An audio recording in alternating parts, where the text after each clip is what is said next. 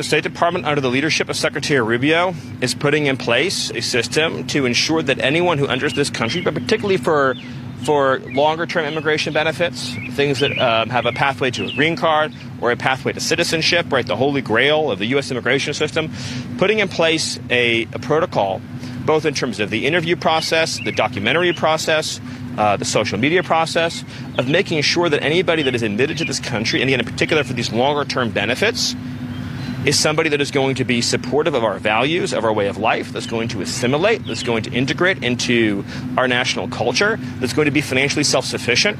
Look, you should never have harmful migration, ever. There should never be a case where somebody's coming into this country who has a negative view about America, about the West, about our civilization, isn't going to be able to pay their own way, is going to have a hostile attitude about the way we live in this country. Like, why would any society, why would any civilization that actually wants to preserve itself allow for any migration that is negative to the country as a whole? And so I applaud Secretary Rubio for taking the steps he needs to make sure that America delivers for Americans.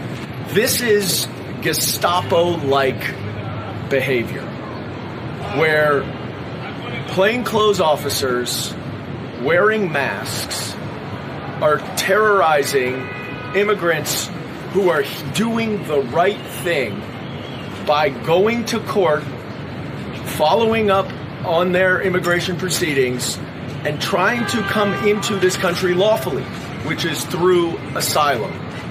I worked with the Department of Homeland Security, I worked with ICE agents, I worked with Homeland Security's investigations. I have never seen any plainclothes officer wearing a mask. And I asked them, why are you wearing a mask?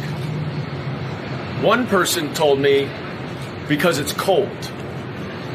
I asked him if he would testify to that under oath, and he walked away and wouldn't respond to me. Another person admitted that they're wearing masks so that they are not caught on video. And my question to them is, if what you are doing is legitimate, is lawful, is totally above board, why do you need to cover your face?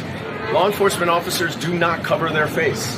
And in fact, the Trump administration is cracking down on universities for allowing protesters to wear masks.